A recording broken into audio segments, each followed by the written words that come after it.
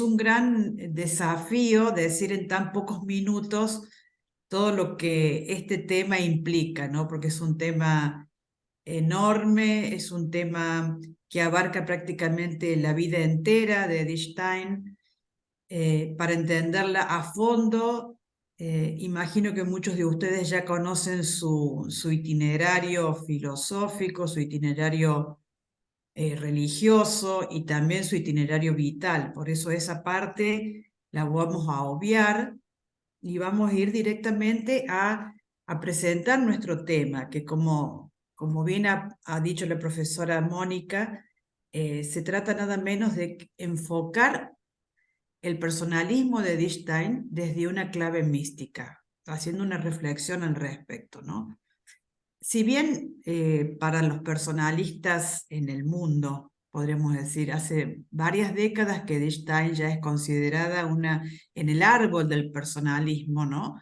Ya es considerada una filósofa personalista de la rama fenomenológico tomista, junto con Wojtyla, por ejemplo, ¿no? Con el Papa Juan Pablo II.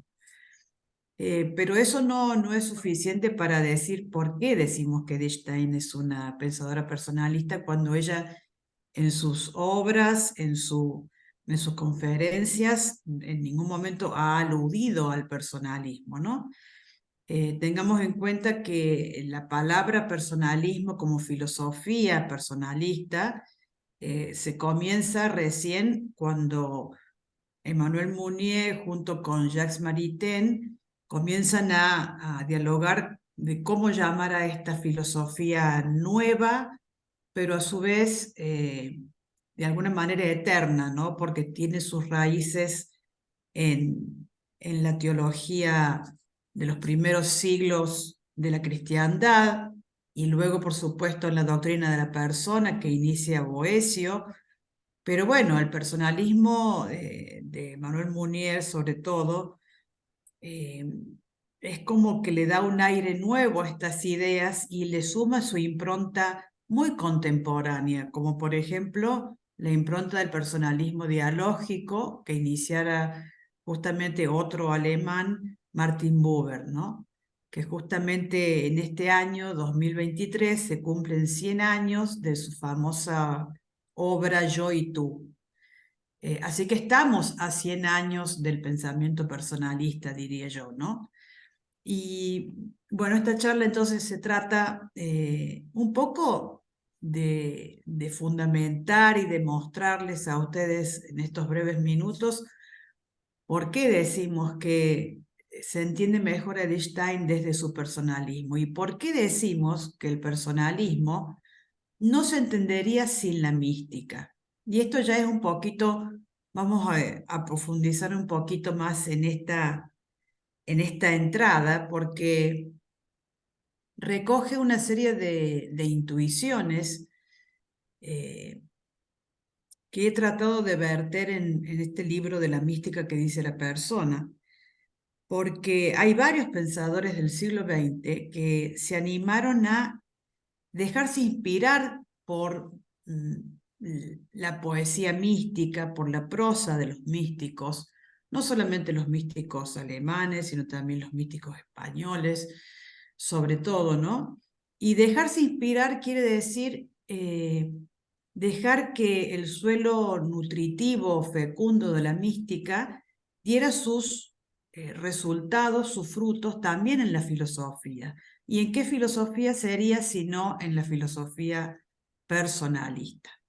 Vamos a ver entonces cómo Edith Stein, a mi modo de ver, ha sido una verdadera maestra, una verdadera adelantada, pionera en este sentido, pues una cosa es decir, me llamo a mí misma, me considero una filósofa cristiana, y otra cosa es decir, doy un paso más y me animo a decir filosofía y mística pueden dialogar y tienen un diálogo fructífero en este cometido que se propone ella de dar a la cultura de su época, a la cultura de hace 100 años, vamos a hacer números redondos aproximadamente, todo lo que ese hombre de las entreguerras, de la guerra, de las dos guerras, trataba de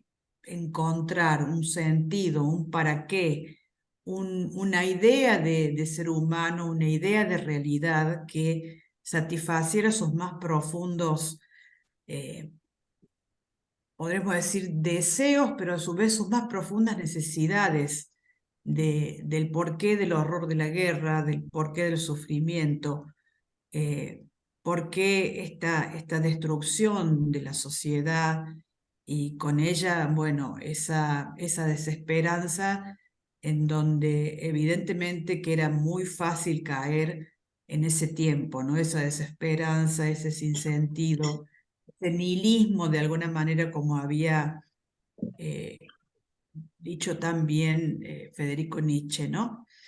Esa nada de Dios que parecía estar como sobrevolando, como dice Heidegger, el aroma de una época, ¿no? Como que en el aroma del tiempo estaba esta ausencia de lo divino, ausencia del fundamento, ausencia de señales claras que la humanidad todavía tenía esperanzas en una realidad trascendente como Dios mismo lo había sido durante siglos para la humanidad. Entonces, imagínense la situación de Einstein, entre tanto ateísmo que ella misma sufrió durante 10 años, ustedes saben bien que ella fue por lo menos indiferente, religiosa, quizá la palabra atea sea demasiado fuerte, pero lo cierto es que de su primitiva religión judía, se aparta desde más o menos los 15 años hasta, bueno, ya entrados los veintitantos y finalmente a los 30 se convierte al catolicismo, ¿no? Bueno, eso quiere decir que no es alguien ajeno a lo que, al desfondamiento, a la falta de fundamento que la cultura, la ciencia y los saberes humanísticos de la época, acuérdense que ella estudió psicología, estudió germanística, no solamente estudió filosofía, sino que estaba imbuida de todo ese mundo de las humanidades y también de una psicología que según ella era una psicología sin alma, ¿no? Porque solamente se dedicaba a hacer ciencia experimental. Bien, si quiere podemos empezar la presentación, así nos vamos ordenando. ¿Puedo compartir yo, doctora Mónica? Bien,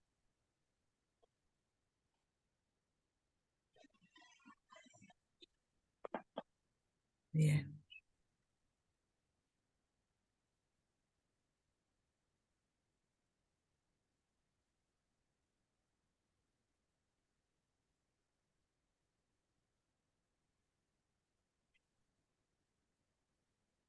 ¿Se están visualizando bien?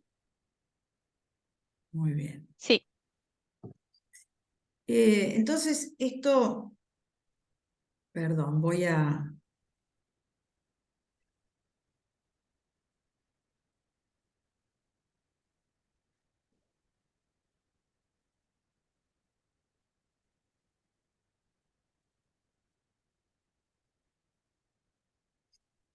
Eh, estábamos diciendo que Wittgenstein, una de las primeras cosas que se propone cuando ya, eh, podríamos decir que ya está incursionando en el pensamiento cristiano, ya es una cristiana en su vida personal y por lo tanto está en la búsqueda de un pensamiento, de una filosofía que eh, cobije, que sea hospedadora, podríamos decir, de esta filósofa fenomenóloga, eh, eh, ayudante de cátedra de nada menos que de Edmund Husserl, pero que ahora se ha convertido, ahora es una cristiana, pero a su vez es una filósofa. Entonces, ella comienza primero a trabajar y a leer profundamente a Santo Tomás de Aquino, que ya había leído a Santo Tomás, había leído un poco a Soren Kierkegaard, perdón, había leído a San Agustín, quise decir, ¿no? Pero cuando incursiona directamente en el pensamiento de Santo Tomás de Aquino, ya ella comienza a buscar una conciliación entre esa filosofía que ella le llama la filosofía perennis o la filosofía perenne o eterna, ¿no? De Santo Tomás, junto con la fenomenología, que no era poco decir, ¿no? Y decir fenomenología en esa época era como decir la, la filosofía no solamente de moda, sino la filosofía más prometedora, la que había hecho una revolución, digamos, en el estatuto de esos primeras décadas del siglo XX, ¿no? De la mano, por supuesto, de Husserl. Y entonces ella dice, se puede ser una pensadora cristiana. Entonces hay que buscar los fundamentos de una auténtica filosofía cristiana, que no es, dice ella, la ideología del filósofo cristiano. Fíjense, ¿no? Cómo ella eh, deslinda filosofía de ideología, no es lo mismo. La auténtica filosofía es la que busca la verdad, y como eso lo aprendió de su maestro Husserl, la verdad todavía existe, aunque la metafísica en esa época estaba muy desprestigiada, pero sin embargo el ideal de buscar la verdad, las esencias verdaderas, las esencias de las cosas, vuelve a estar en esa carpeta de proyectos de estos fenomenólogos liderados por Edmund Husserl, que es decir, bueno, filosofía no siempre es ideología, ¿no? Estamos en una época donde ya las ideologías totalitarias empiezan a hacer estragos en Europa y por supuesto ustedes saben también la revolución bolchevique. Entonces, de 1917, o sea, estamos en una época con mucho componente político ideológico. Entonces ella dice, ¿qué es la filosofía cristiana cómo la veo yo? ¿Qué aspiraría una filosofía cristiana? Esto que dice mucho más adelante, ¿no es cierto? En 1935-36, donde escribe Ser finito y ser eterno, que sería el ideal de una perfecta obra de la razón, perfectum opus rationis, que habría logrado abrazar en unidad el conjunto de lo que ofrecen la razón natural y la revelación. Es un poco escándalo filosófico lo que está diciendo Edith, ¿no? Porque eso se entendería muy bien en la época medieval o en la filosofía del medioevo, pero ¿cómo entender esa conciliación entre razón y fe, entre razón natural y revelación en pleno siglo XX? Entonces, sin duda el desafío es grande, pero Edith lo va logrando, de a poco lo va perfilando porque entiende que, eh, digamos, esta filosofía cristiana, esta posibilidad de una filosofía cristiana, es fruto de la coherencia de este ser humano que es el filósofo, que es el filósofo cristiano, ¿no? Dice Edith, el cristiano filósofo no puede tener una perspectiva o una verdad para la filosofía y otra verdad para la fe. Es decir, hay que hacer un intento de conciliación, porque no puede vivir en dos niveles, no puede vivir como un ser dividido o esquizofrénico. De ahí viene la palabra esquizos, ¿no? O sea, esquizofrénico quiere decir dividido en dos. Y creo que un poco saliendo de aquella época tan particular, en esas décadas de la vida de Edith, también nosotros, los cristianos que hacemos filosofía en este tiempo, muchas veces nos preguntamos, cuestionamos, ¿no? Cómo unir estas verdades de la fe que compartimos, que digamos que tenemos convicción, pero que sin embargo parecen tan alejadas de casi todas las propuestas filosóficas, ¿no? Entonces, por un lado, la filósofa cristiana y por otro lado, esa filósofa cristiana que no deja de ser fenomenóloga, que, que asume también las verdades del tomismo, eh, se va abriendo a la filósofa personalista que siempre estuvo ahí con ese interés profundo por lo humano, ¿no? Recordemos que en 1915, en plena Primera Guerra Mundial, ella sirve unos meses como enfermera en un hospital de la Cruz Roja, el Hospital Militar de Moravia, que en aquella época era el Imperio Austrohúngaro, ¿no? En la Primera Guerra Mundial. Y cuando ella está ahí sirviendo, ayudando a toda esa gente que venía destruida por la guerra, mutilada, enferma, etcétera, ¿no?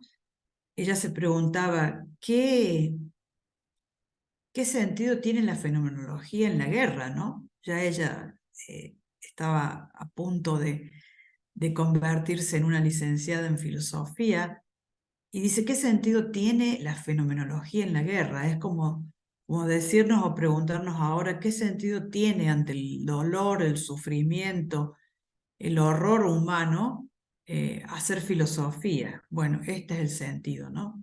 El sentido es que ella ya de muy jovencita había sentido ese llamado por lo humano, esa empatía por el otro, en este caso, en su servicio como enfermera, con el dolor del otro, ¿no? Con el sufrimiento de todos esos seres humanos que estaban sufriendo las consecuencias de haber peleado en el frente de batalla. Bien. El personalismo se va insinuando, porque el ser personalista no es solamente estar interesado por la persona o estar interesado por lo humano. Se podría decir que esto es algo casi universal de todos los que nos decimos humanos, ¿no? ¿Quién, si bien puede haber excepciones, ¿no es cierto? Pero ¿quién de nosotros puede decir que lo humano nos es extraño, ¿no? Eh, que lo humano no nos interpela, que lo humano no nos compromete.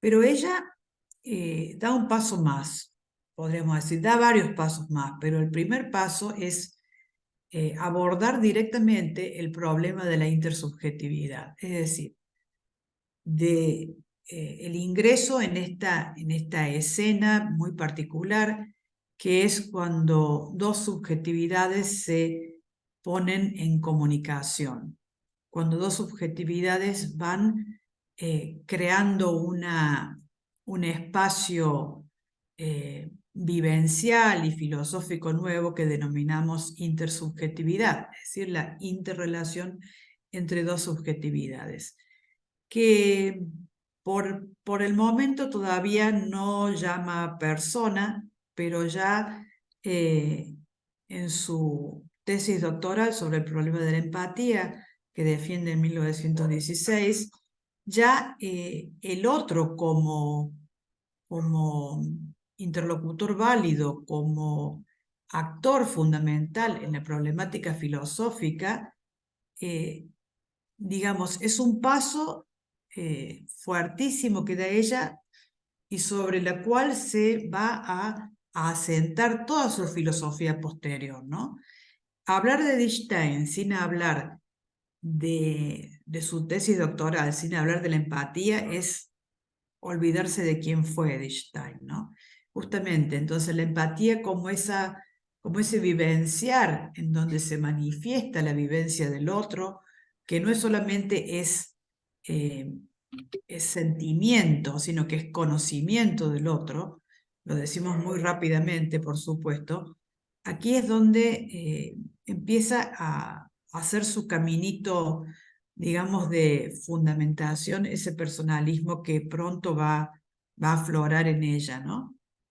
Entonces, inmediatamente podremos decir que de 1916 a, a la formulación ya propiamente de esta estructura de la persona humana, que primero es un curso que dicta para el Instituto de Pedagogía Científica de Münster y luego se convierte en un libro hacia 1932-1933, que termina de convertirlo en libro.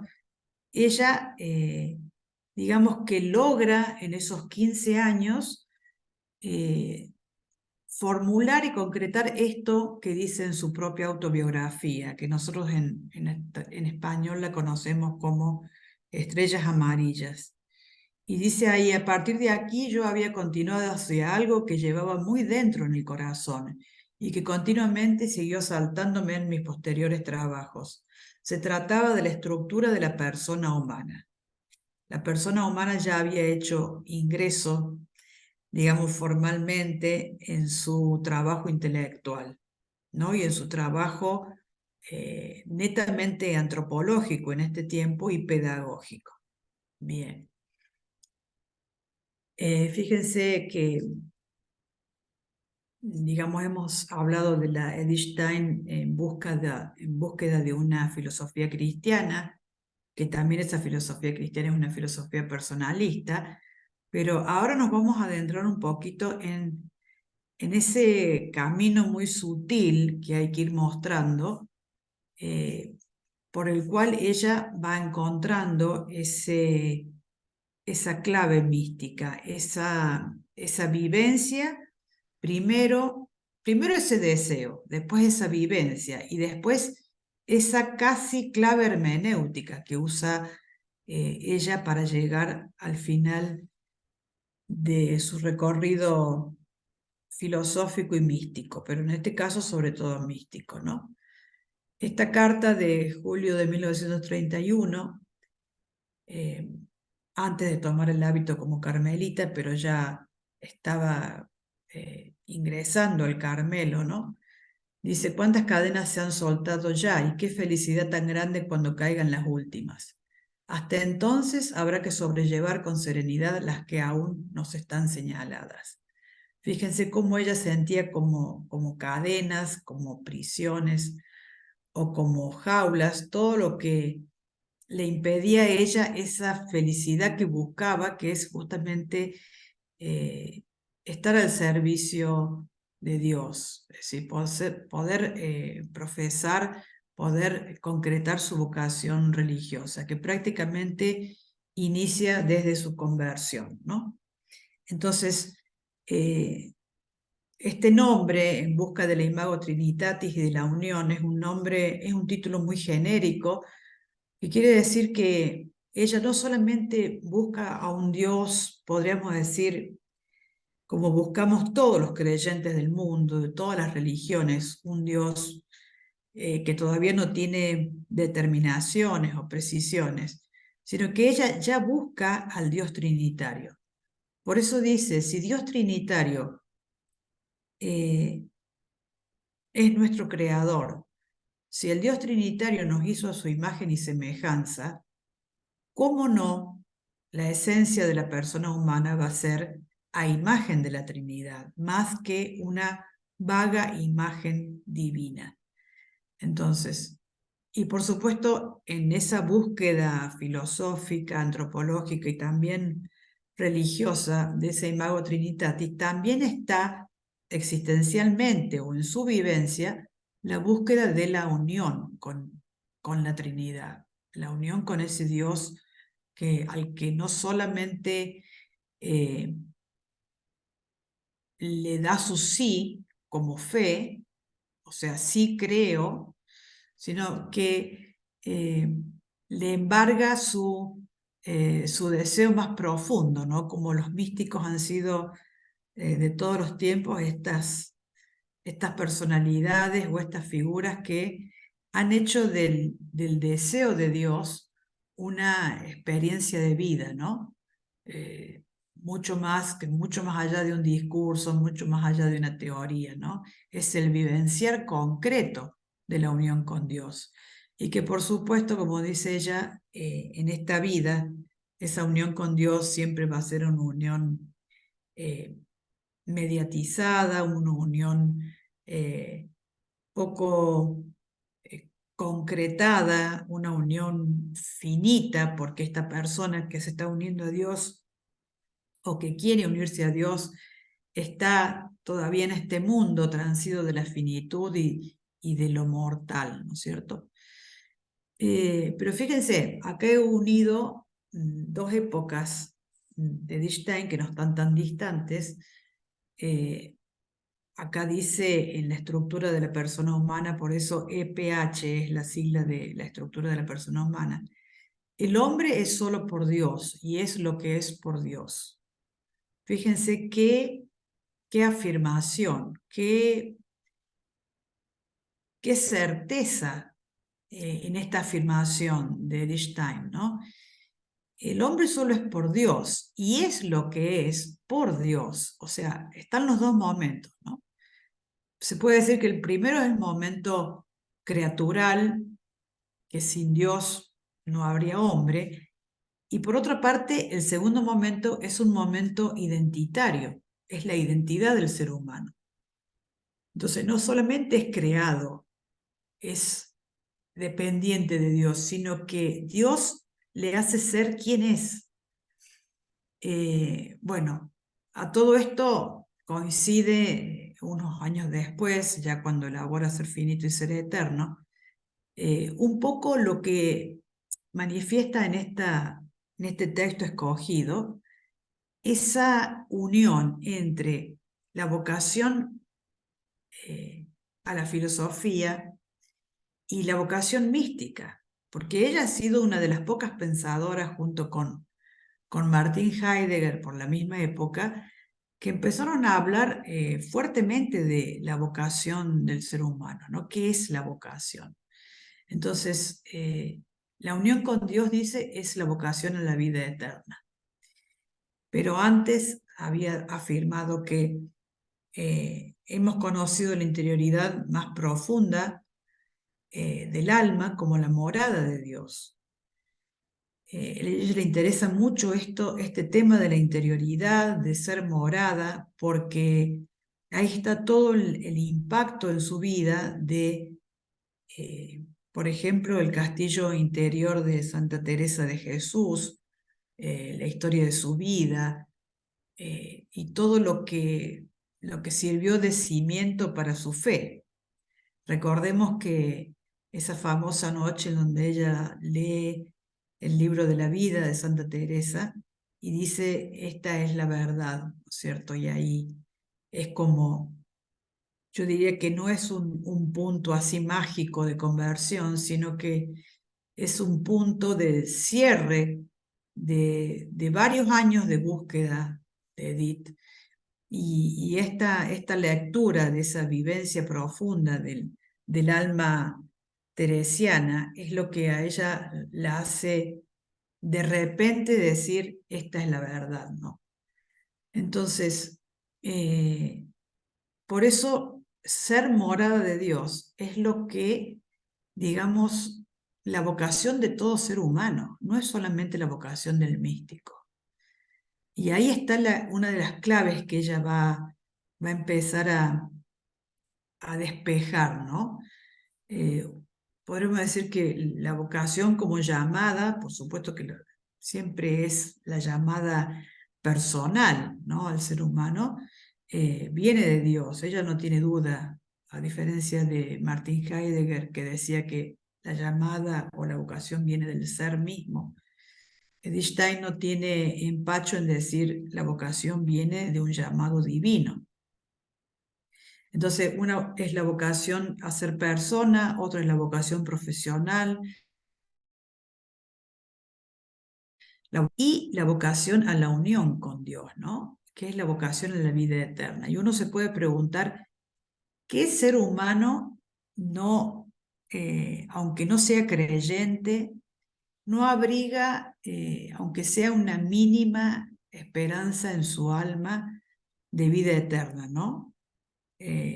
¿Cuántas personas hay que tienen como una, una ambigüedad al respecto porque no tienen esa seguridad y tienen muchos creyentes de que la vida eterna es lo que nos tiene deparado esta vida, ¿no? Esta vida y la eterna, la vida temporal y la vida eterna. Bueno, cada uno de estas ideas que vamos desglosando merecerían todo un tratamiento, ¿no? Pero para sintetizar de la imagen de la Trinidad, digamos, si bien abunda en esto en su obra cumbre, que es Ser finito y ser eterno, ya está intuida y dicha en la estructura de la persona humana. Acordémonos que esta imagen de la Trinidad, que está grabada en el espíritu de la persona, lo ha aprendido de San Agustín, ¿no?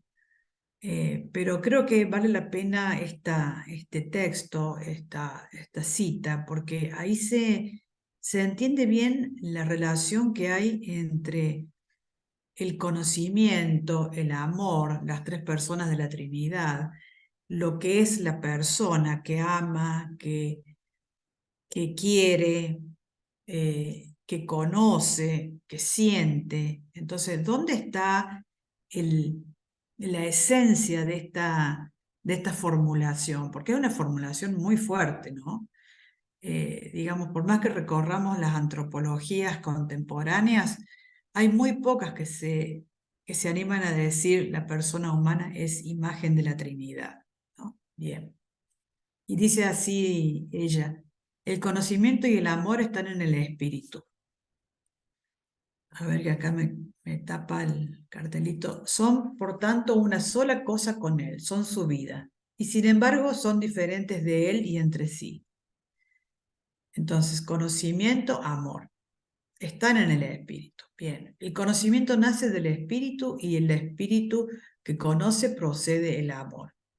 De esta manera se puede considerar al espíritu, el conocimiento y el amor como imagen del Padre, del Hijo y del Espíritu Santo. Y esto no es una mera comparación, sino que tiene un significado bien real. El hombre es solo por Dios y es lo que es por Dios, que es la cita anterior de que habíamos hablado. El espíritu puede conocer por qué es y porque en tanto que espíritu está dotado de la luz de la razón. Al ser voluntad, el espíritu se siente atraído por la bondad y ama y puede unirse a la voluntad divina, para sólo así encontrar la verdadera libertad. Conformar la propia voluntad a la divina, tal es el camino que conduce a la perfección del hombre en la gloria. Bueno, ustedes pueden decir, ¿qué tiene que ver eso con la persona contemporánea, no? Con la persona de este siglo XXI, de esta tercera década del siglo XXI.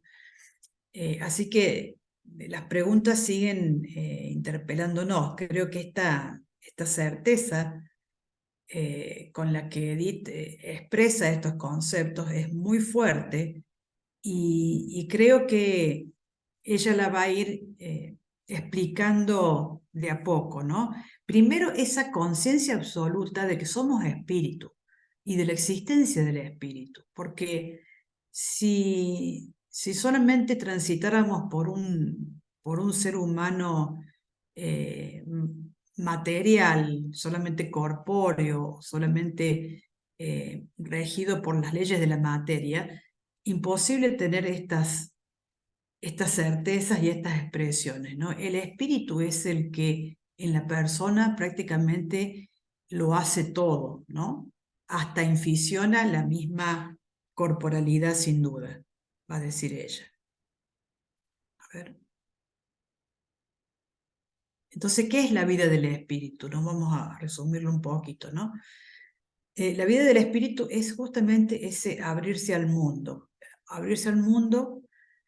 que no significa mm, perderse a uno mismo, aunque permanentemente nuestra esencia, la de nuestra vida, la de nuestro espíritu, está exhalando. Quiere decir, nosotros estamos con cada exhalación estamos como sacando al mundo un poco de nuestro espíritu, ¿no? Pero sin que por ello perdamos ni nuestra identidad ni nuestra esencia personal, ¿no? Entonces, eso es lo propio del espíritu, que yo lo había dicho muy bien Husserl cuando habló de la intencionalidad. Sin intencionalidad, sin apertura, la apertura y la intencionalidad no se entendería sin el espíritu, ¿no? O sea, están mutuamente implicados. Y por eso también el alma, que también es espíritu, es el castillo del alma, siguiendo Santa Teresa, ¿no? Aquel lugar donde el alma está consigo misma, en cuanto a espíritu. Se eleva por encima de sí mismo, porque lo humano es siempre una tensión entre el reino del espíritu y el de la materia. Un estar condicionado por lo que es superior Dios y también por lo que lo es inferior. Diría Simone Weil que el ser humano es un punto, es un péndulo entre la gravedad, o sea, el ser inferior y las pasiones, y la gracia, el ser superior Dios. Pero si Dios es amor, dice Edith, y la máxima participación humana en la divinidad proviene del amor de que somos capaces, este amor comienza en uno mismo. Nadie ama a los otros si no se ama a sí mismo, ¿no es cierto? Y ese amor se despliega en el amante, cada uno de nosotros, el amado, el otro, en este caso Dios, porque está hablando de la Trinidad y de la vida con Dios, el amado que sería Dios mismo, y el amor mismo, es decir, el proceso entre el amante y el amado, ¿no? Que dicho así parece muy sencillo, pero no es tan sencilla la explicación, ¿no? Amor y conocimiento, entonces, dice Edith, son uno, porque ambos están en el espíritu, y son tres, porque son diferentes entre sí y se relacionan el uno con el otro en el mismo espíritu. Son tres porque, bueno, Padre, Hijo y Espíritu Santo, si somos imágenes de la Trinidad. Y desde el punto de vista humano, somos amor, conocimiento, espíritu, amante, amado y amor mismo, ¿no? Dícholo de una forma muy sintética, sin grandes pretensiones por el tiempo que tenemos, ¿no? Entonces, ¿qué es el camino místico? ¿Qué es hacernos morada de Dios, como ella ha propuesto, ¿no? Imitando y fundándose en Santa Teresa. Ser morada de Dios es justamente dejar ese espacio en nuestra alma libre para que Dios nos habite. Pero ¿cómo se hace eso? ¿Cómo se deja libre un espacio de nuestra alma tan llena de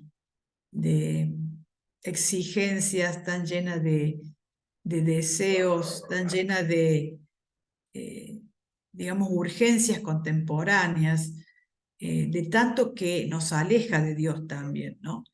Y bueno, eso, dice Stein, es un acto de la libertad humana. Es un acto de decir, eh, yo puedo hacer ese espacio para que Dios habite el interior de mi alma, para que mi alma pueda ser su morada, pero implica, como ella dice, un acto libre a su presencia, abrirnos a la presencia de ese Dios y en ese acto de apertura libre, ahí es posible la unión mística, es posible empezar a caminar ese camino místico, ¿no? Que en esto va implicada la vocación de la eternidad, evidentemente, ¿no? Que es, digamos, el fundamento último vocacional que encuentra Edith Stein, ¿no? La vocación de eternidad que se entiende como consumar la imagen de Dios en cada uno de nosotros, lo cual no es una tarea simple, no es una tarea fácil, ni es una tarea que, digamos, el ser humano o la persona de a pie se proponga a diario, ¿no? Generalmente los proyectos humanos van muy por otro lado. Eh, pero bueno, ella está consciente de que esa vocación de eternidad de alguna manera hay que entenderla y hay que eh, hacerla operante, hacerla concreta, ¿no?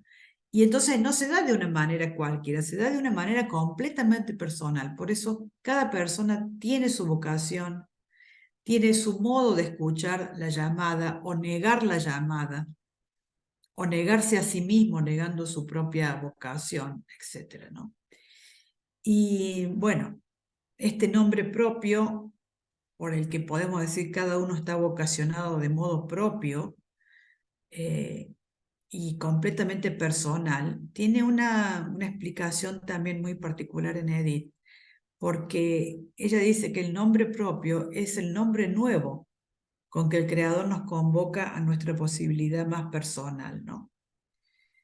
Así que en Ser finito y ser eterno, casi en las páginas finales, habla de una característica del alma, ¿no? También muy mística. Y dice, ¿no será que tenemos un nombre escondido en Dios que debemos descubrir? Que es un nombre misterioso, es un nombre que solamente sale a la luz cuando nos dejamos eh, acoger, nos dejamos interpelar, dejamos que ese Dios haga su trabajo en nosotros. Porque, digamos, no es solamente el acto de la voluntad humana de decir sí, sino que es el acto de decir sí ante un llamado, ante una palabra que dice, bueno, como también en el Nuevo Testamento dice también Jesús, ¿no? Aquí estoy a tu puerta y llamo. Si me abres la puerta, entraré a tu casa y cenaré contigo. Es decir, que es un trabajo de a dos, es un trabajo entre Dios y la persona, ¿no? Es la libertad de Dios que acepta y exige la libertad humana. Si nuestro sí, nuestra fe no es una fe libre, no es una búsqueda libre, decidida, no tiene valor, o sea, no se va a consumar como tal fe, ¿no?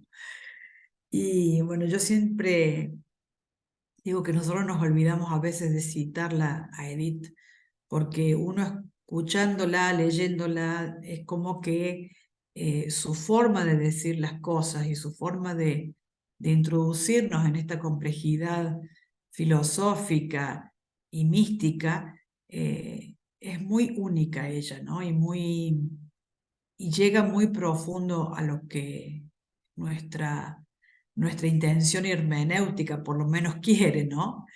Entonces dice así, cada alma individual ha salido de las manos de Dios y lleva una impronta particular. Y cuando se dice en la revelación de Juan al vencedor, yo le daré una piedrecilla blanca, y sobre esta piedrecilla estará grabado un nombre nuevo que nadie conoce, sino el que la recibe. Este nombre no debería ser un nombre propio en el sentido pleno del término, que expresa la esencia más interior de aquel que lo recibe y le revela el misterio de su ser escondido en Dios. Bueno, ¿qué tendrá que decirle este nombre nuevo al hombre contemporáneo, ¿no? Que todavía parece que eh, mm, no sabe encontrar esa huella, esa huella grabada, ¿no? En la mano de cada uno de nosotros, que es nuestra huella divina. En fin, hay mucho para hablar y para meditar. Bueno, acá simplemente decirles que ya desde los 30 años de Edith en 1921, que digamos que formalmente es su conversión a la fe católica, podemos decir que conversión y vocación mística fueron de la mano. Ella prácticamente al conocer a Santa Teresa ya quería entrar al Carmelo, ya quería ser una consagrada. quería ofrecerse, digamos, ofrecer toda su vida a Dios mismo. Por eso ese camino místico que le prometía esa experiencia, ¿no? Conceder el amor de Dios, es un camino difícil y es un camino que nunca más abandonó, digamos, desde los 30 años hasta 1942, que muere con, no sé si ya había cumplido los 51 o todavía.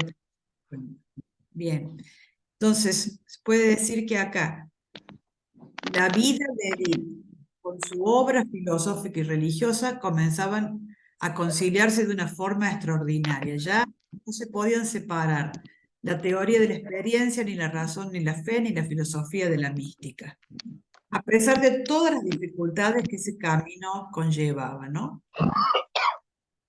Y en cuanto a su interés místico y a su querer entender la mística, eh, bueno, inmediatamente que termina Ser finito y ser eterno, allá por 1936, empieza a leer a los místicos propiamente dicho, ¿no?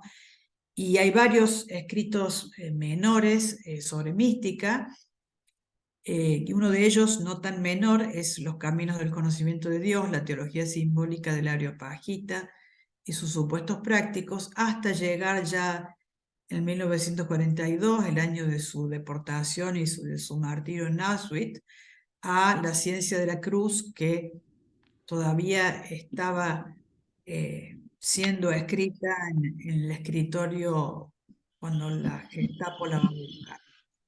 Entonces, esa revelación secreta, dice Edith Stein, es nada más y nada menos que la misma teología mística.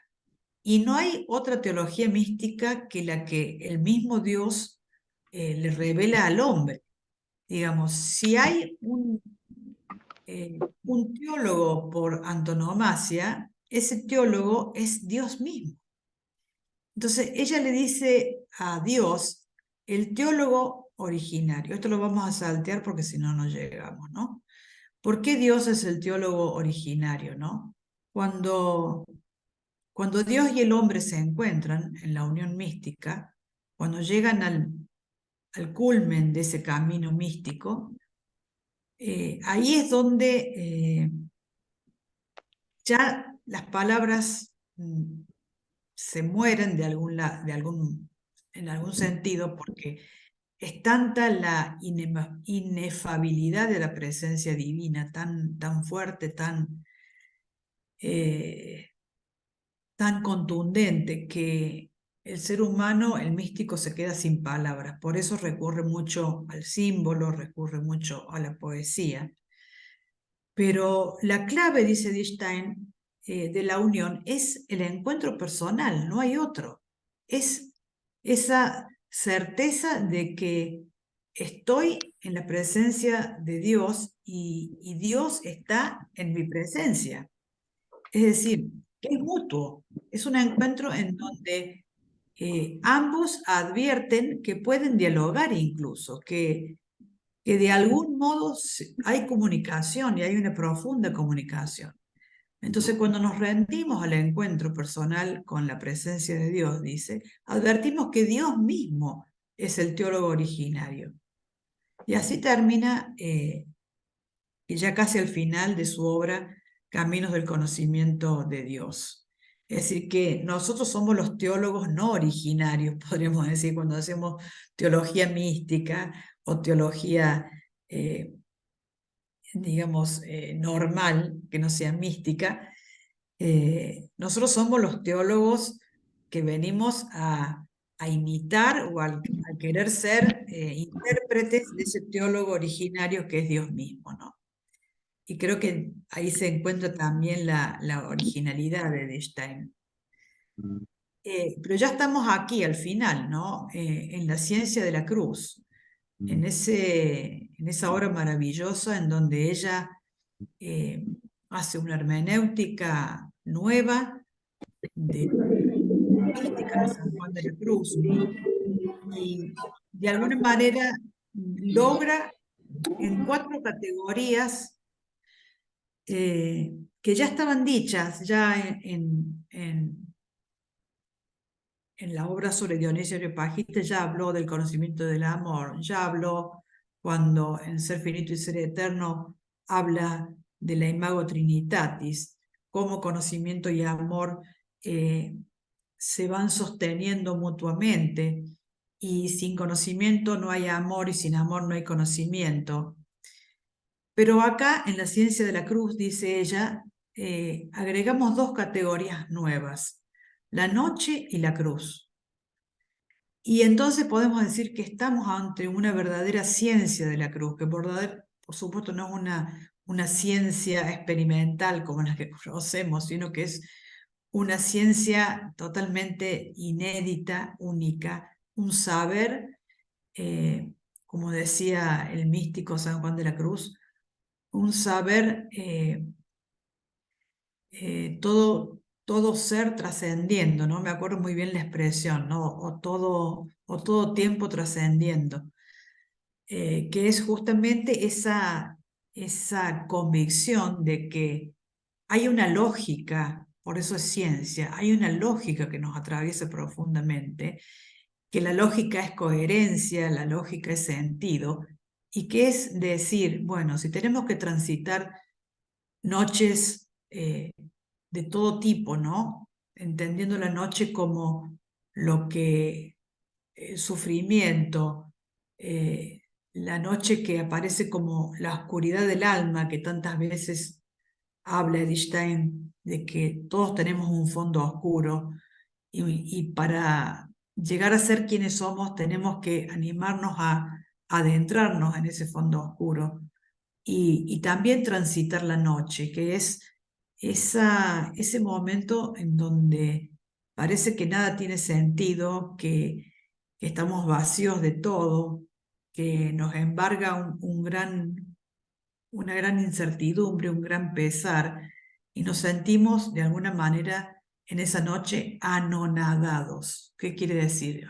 Usando una expresión de San Juan, ¿no? Nos sentimos una pura nada. Y si somos una pura nada en esta noche, ¿qué podremos hacer? ¿No? Entonces esa sensación del anonadamiento es lo que nos permite decir que mm, esa nada busca el todo, esa nada necesita el todo, pero no el todo de mi yo, de mi ego, de mis deseos personales o de mi vida personal, sino el todo de Dios, que es el que me va a colmar la vida entera, ¿no? Entonces, noche y nada son dos conceptos que se eh, fecundan mutuamente, ¿no? Y parafraseando un poco a ella, porque esto es mitad San Juan de la Cruz, mitad ella, dice: existe la noche del sentido, pero también la noche del espíritu, en la que el alma se despoja de todo lo que ella es para alcanzar el vacío de sí, la nada. Porque ¿en qué espacio de mí habitará Dios si me encuentro lleno de mí, de mi ego y mis miserias? Y por último, ave cruz espes única, ¿no? O sea, quiere decir salve cruz, esperanza única. Y podremos decir, usando la expresión de San Juan de la Cruz, ¿no? Que para venir a hacerlo todo no quiere hacer algo en nada. En realidad esto es parte de una poesía magnífica que está en su vida al Monte Carmelo, en donde él explica todos los modos que debemos transitar, los modos de no ser para llegar a ser algo, ¿no? Entonces, si quieres serlo todo, si quieres ser esta persona en su totalidad, enteramente, si quieres abarcar el todo de Dios, no puedes ir por tu propio todo, sino que te tienes que diluir en la nada, de alguna manera, ¿no? No quieras hacer algo en nada, o sea, sé humilde, despójate, saca afuera de ti todo lo que te nubla, el conocimiento, lo que te nubla la voluntad, lo que te nubla la posibilidad de amor, ¿no?